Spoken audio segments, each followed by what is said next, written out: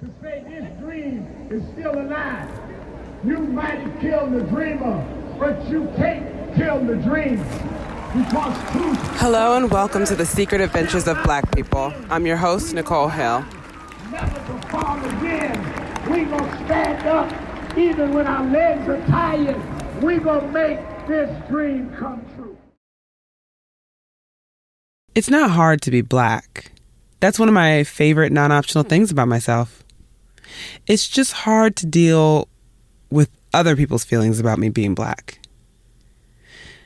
When it gets too annoying, too heavy, like lately, I like to dream of Africa. This is the most cliche dream you can have as a Black person, like escaping to the motherland, but I don't care. Because out there are whole countries, an entire continent, full of people that look like me, where so many people were born my color that nobody has any feelings about it. The only thing that's hard about this fantasy, though, is that I have so little to go on. I've never been to the continent. What I was taught wasn't true. And what I see most often, the beautiful savannas, the crowded markets, tribal celebrations, it's gorgeous. But it doesn't say much about what it's like day to day. I need little snapshots of life in Africa, stories that are small enough for me to build a dream on. And storytellers who know what they're talking about. Two of the very best were Ryan Coogler and Chadwick Boseman. They painted the African kingdom of my American dreams with people that felt like cousins, struggles and triumphs I know so well, warrior women I wanted to be, and a king beyond worthy of his throne. May he rest in power. Wakanda forever. I read everything about the making of Black Panther when it came out, and I learned how they relied on African storytellers to build their fantasy of Wakanda, so I followed in their footsteps. In parts of West Africa, these storytellers are called griots. They put on these live performances where everyone will gather around outside, and the griot, the storyteller, will stand in the middle of a circle, and they'll tell stories that pass along values and traditions. They'll help people understand the context that they've been born into. They're world builders. I just put a splash. You may or may not want more. Yes. Australian Sauvignon Blanc. This feels like a summer drink. It is very summery. I normally drink red wine, but I'm like, I don't want to get drunk. You still have the night ahead of you. Yes, when they get here, God knows what they're going to be into. I went out and I found my very own griot, y'all. Okay, so we weren't in Africa. We were in Maryland, in her den. And there was no crowd, just a breathless me hanging on her every word, and her husband watching TV in the other room. Still, she gave me the stories I replay whenever I need to escape to the continent. My griot's name is Fiona.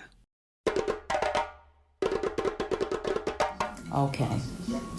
So, the first trip that comes to mind is the trip that I took back to Ghana, and Brandon was with me when he was 13.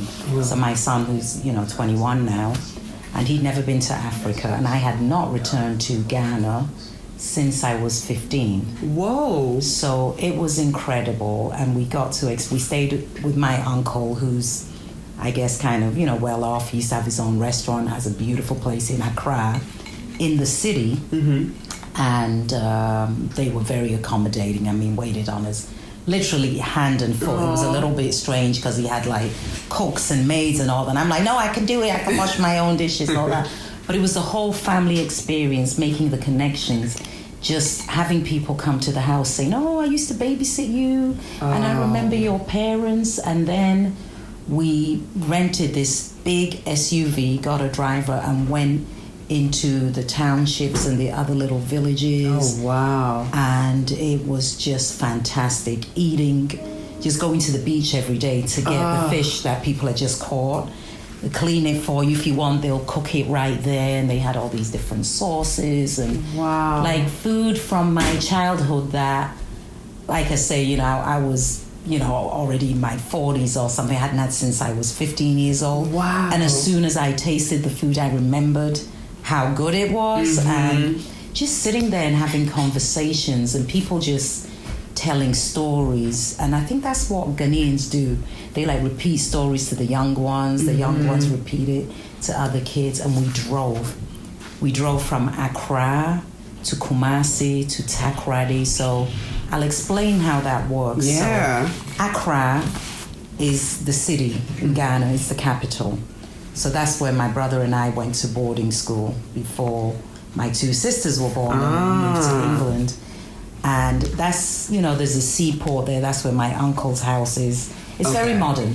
Accra has a mall. It has McDonald's. It has a place called Frankie's Pizzas. It's wonderful. It has wine from all over the world. That's a place to be. Yeah, it's got all the rich expatriates that have come back from either living in America, England, Switzerland. They've got these big mansions. It's a little bit obnoxious because then they've got some very poor people as well. But it's where it's all happening. It's where the government is. So you drive from Accra, which is also, near the sea, and then there's Tema, which is the port, right? Takoradi is Tema, and all these big freights come in, big ships where they get their goods delivered, right? Provisions and things from overseas, because they rely a lot on exports coming in. So my mom made sure that we went to see the ships coming in, and we remembered all of this. You remembered it once you were back? Once I was back, I was like, I remember driving in, my dad's lorry, and we'll go and we'll pick up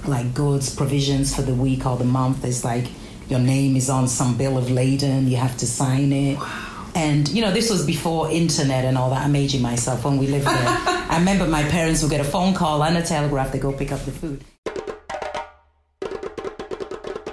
But I like the music. It's everywhere you go, at a certain time, in the night by 6 p.m., people be sitting under the palm trees and they'll just be playing music. Really? And then people start dancing. Hey, you remember this one? And then they'll put the CDs on, or the whatever. They have everything, Spotify, whatever you want. But they'll mix it with a local radio. So it was beautiful. The experience was just, I don't know, captivating in the sense that it was almost like I was living in a dream, but it was real because I was there. And I was afraid that it would be spoiled, that it would be too different from what I remembered it. But I just loved that the culture was still there and people were so kind and the food was outstanding.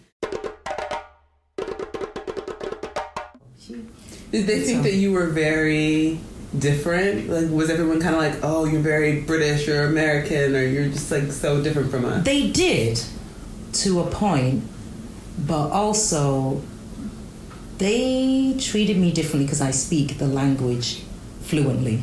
So I was very accepted. My brothers and sisters, they kept calling them Obroni, which means white person. I have heard that word before. And Africans, people will be Obroni. And my sister could speak a little bit, so she said, Obroni, bibi. And they were like, oh, so sorry. We didn't need to talk about you. She said, I am not a white person, I am a black person. So Obroni actually is bad. It means a burnt white person. Do you all consider yourself, when you're in Africa, do people call themselves black, or would you be like, I'm Ghanaian, I'm not black? Oh, they don't. They say Ghanaian, me a Ghanaian. I was a American. You are an American. I'm just American. You're American. Ghana, American. But what about the black part? The black part is you're just American to them. Oh, yeah. I'm a brony. I'm a burnt white person. Yeah. Wow. Oh, they don't have a word for African American. It's you're just a burnt white person. No, so burnt white person is usually people who are biracial, but you're just American. You are not African. You're just American. Yeah, American. They wouldn't even say a black American because they would think that was rude. Really? Why? I don't know. It's just this concept that they have, like, oh, Americans are just so, they just lump you all in together. Okay.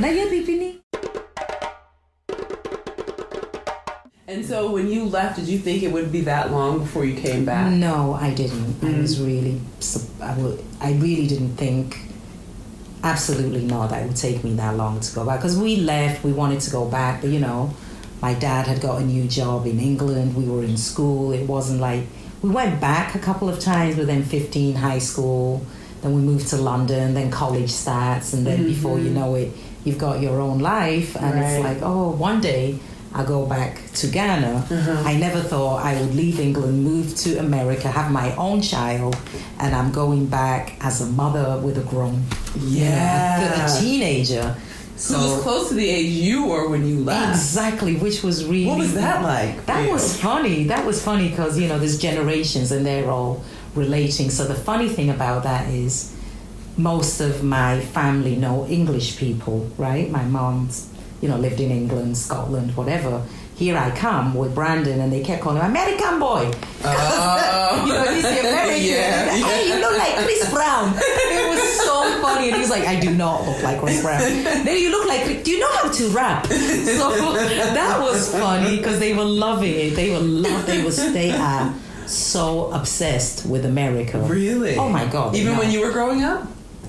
When we were growing up, it was more England. But right now, there's a lot more Americans, especially African Americans are building homes. In Ghana? In Ghana. Really? Yeah, and the first one to build a home there was Stevie Wonder. Oh. Yeah, so they get these beautiful homes and, professors from Howard just retire and buy a home. It's got a good history.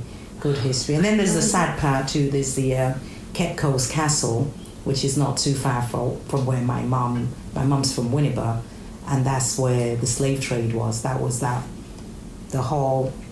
passage of no return. Oh, yes. Yes. So that's in Ghana. I remember learning about that. That's in Ghana. Mm-hmm. You get on there, and they show you. And that, I really could not go through it. I went there, and there was a hallway, the place where they put all the slaves and washed them, and I had to leave. I couldn't. I felt like it was haunted. Oof. Growing up, that's curious. What do you learn about the slave trade, like slavery in America? What would they teach? I didn't learn about it in Ghana. I didn't learn about it until I actually got to England and started reading about it. They didn't talk about it to me as a child. They just said it was a bad place. It was just a bad place. What about in school? They never talked about it? No, because we do English history.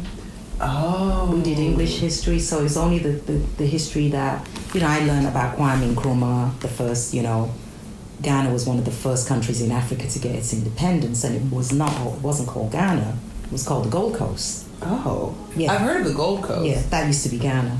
Oh. And he changed the name because that was related to Queen Victoria and all them coming over. And, I learned about the history. I know about fierce warrior woman called Ashanti. Yeah. Ooh, I've heard Ashanti. Mm-hmm. There's like a big bronze statue of her in the middle of Kumasi on a horse. And she shaved her head and drove the English into the sea. So that's the story that we know. And I always thought it was folklore, but it's actually true. Wow. It's in the history books. And there was a statue of her. And there's just all kinds of stories. The Ashanti Hin is still there. They still have a king.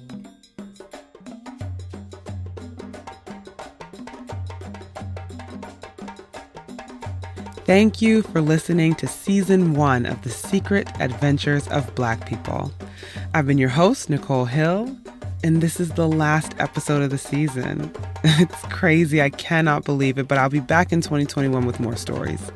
In the meantime, you can keep up with the show on Instagram, sign up for the newsletter to stay in touch, and support the show on Patreon.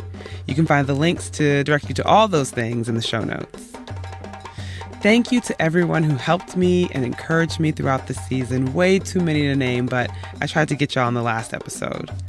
I appreciate you more than I am ever going to be able to express. And thank you for listening. Stories shape our world. They matter.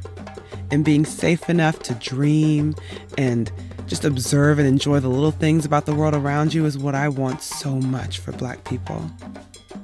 I want to encourage you to support the Black adventurers in your lives. Show them love, be specific and effusive and consistent with it.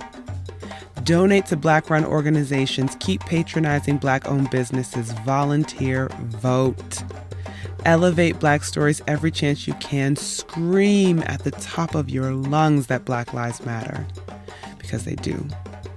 I implore you to protect Black women and to believe Black people. That's it. I'll see you again soon for more stories about Black folks holding it down across space and time.